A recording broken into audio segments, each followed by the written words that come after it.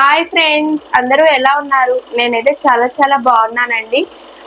ఈ వీడియో చేయడానికి main reason ఏంటి అంటే మనం విజేత అనే యూట్యూబ్ ఛానల్ స్టార్ట్ చేశామండి. ఆ ఛానల్ స్టార్ట్ చేసి ఒక 1 మంత్ అయ్యింది. కాకపోతే నేను దాంట్లో ఓన్లీ 5 వీడియోస్ని మాత్రమే పోస్ట్ చేశానండి. ఎందుకు అంటారా, మన ఛానల్ మెయిన్ ఉద్దేశం ఏంటండి? మోటివేషన్ అనేది ఎలా ఉండాలి? ఎవరో ఒకళ్ళు చెయ్యాలి మోటివేషన్ అనేది. ఏ కార్టూన్లో ఏ ఫోటోలో పెట్టి చెప్పేస్తే మోటివేషన్ వస్తుందా చెప్పండి? ప్రతి మనిషికి ఉంటుంది లైఫ్లో, నేను ఏదో ఒకటి సాధించాలి, అచీవ్ చేయాలి, ఇలా ఉండాలి అలా ఉండాలి అని డ్రీమ్స్ లేని మనుషులు ఎవరైనా ఉంటారా చెప్పండి? కానీ మన దాంట్లో మెజారిటీ ఆఫ్ ద పీపుల్ అనుకోవడంలోనే ఆగిపోతున్నారండి. దానికి బెస్ట్ ఎగ్జాంపుల్ నేనే అంటున్నాను. ఏంటి అనుకుంటారా? నేను రకరకాల విషయాలు ట్రై చేద్దాం అనుకుంటా, కానీ స్టార్ట్ చేస్తా, ఒక 4-5 డేస్ బాగానే చేస్తా, లేదు మ్యాక్స్ ఒక 1 మంత్ చేస్తా, ఆ తర్వాత డ్రాప్ అయిపోతా. అలా డ్రాప్ అయిపోతే ఏమొస్తుందండి? దేంట్లోనే ఎక్స్పీరియన్స్ రాదు, అబ్సల్యూట్లీ రాదు. నేను ఏమైనా సాధించాలి అంటే ఎలా సాధిస్తాను చెప్పండి? ప్రతి మనిషి ఇబ్బందులు లేని వాళ్ళు ఎవరైనా ఉన్నారా? మనం చాలా మంది గురించి ఎవ్రీడే చదువుకున్నాం, వీళ్ళు అది సాధించారు, వీళ్ళు ఇది సాధించారు అని. అది ఒక రోజులో సాధించారా? ఒక నెలలో సాధించారా? కాదు కదా. కాబట్టి మనకు కూడా ఎలా ఉండాలి అంటే, motivation is a continuous thing, consistency is the key to success అనేది మనం రెగ్యులర్ గా వింటూ ఉంటాం. కన్సిస్టెన్సీ అంటే ఏంటి? ఈ రోజు మనం ఒకటి చేద్దాం అనుకుంటున్నాం, చేయలేకపోతాం, ఇంకో రోజు ట్రై చేయి, ఇంకో రోజు ట్రై చేయి, ఇంకో రోజు ట్రై చేయి. 1 year, 2 years, 10 years, at least 10 years కన్నా మనం సక్సెస్ అవుతాం కదండి. కాబట్టి మనలా అలా ఎంతమంది ఆలోచిస్తున్నారు చెప్పండి?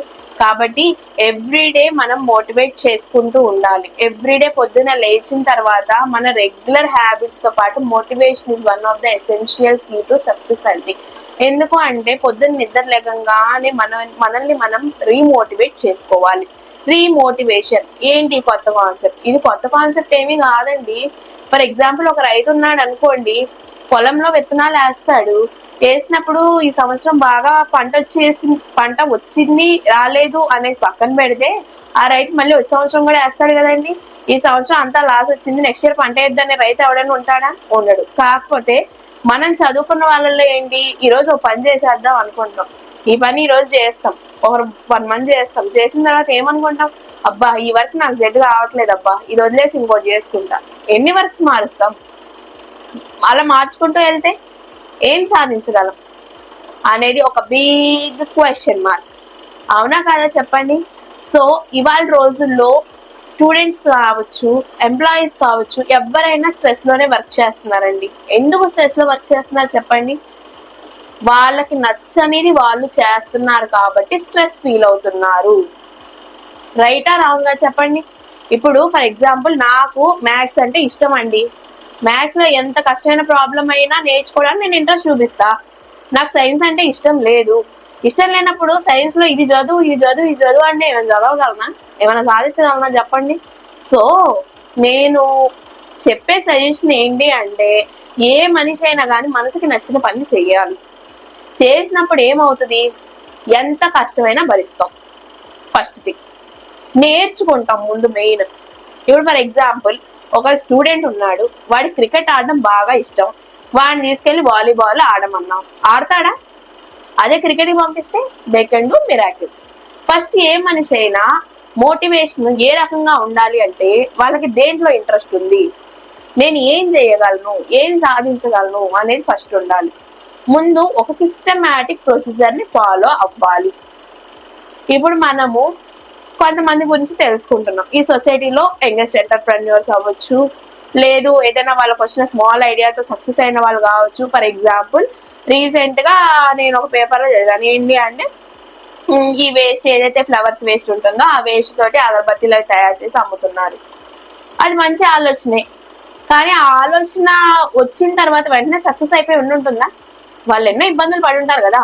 ముందేంటి, ఆ ఫ్లవర్స్ ని గ్యాదర్ చేయాలి ఫస్ట్ థింగ్. ఆ గ్యాదర్ చేసిన ఫ్లవర్స్ అన్నిటిని ప్రాసెసింగ్ చేయాలి. ఆ ప్రాసెసింగ్ చేసిన తర్వాత నెక్స్ట్ థింగ్ ఏం చేయాలి, దానికి కావాల్సిన కెమికల్స్ యాడ్ చేయాలి. ఎందుకు? ప్రిజర్వ్ చేయాలి కదా, ప్రిజర్వేషన్ యాడ్ చేయాలి.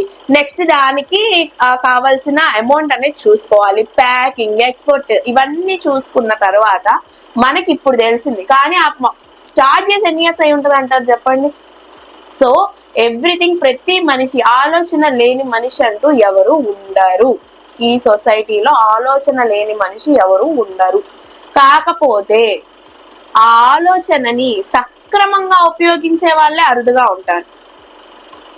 ఇప్పుడు నేనున్నాను, ఒక పని చేయాలనుకుంటున్నాను, వెంటనే మొదలు పెట్టేస్తున్నా, వదిలేస్తున్నా. ఏంటి ఉపయోగం చెప్పండి?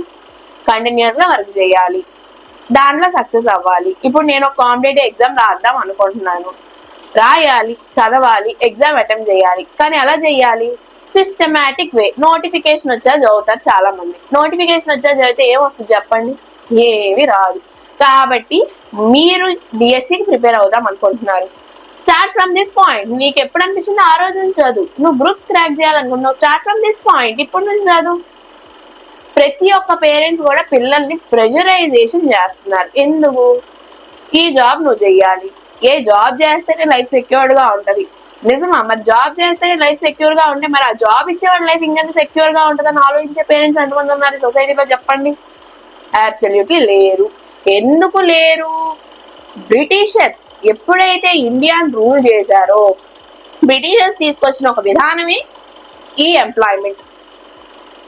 ఎందుకు అంటే వాళ్ళకి పని చేయడానికి బాండ్ స్లేవ్స్ కావాలి. బాండ్ స్లేవరీ అంటారు దాన్ని. ఏంటి? ఎప్పుడు పక్కనోడు చెప్పిన పని మనం చెయ్యాలి. అది రైటా రాంగా, దానివల్ల మనకు లాభమా నష్టమా ఇవన్నీ పక్కన పెట్టేసేసి వాడు చెప్పాడు మనం చెయ్యాలి. ఏంటి ఉపయోగం వాడు చెప్పింది మనం చేయటం వల్ల?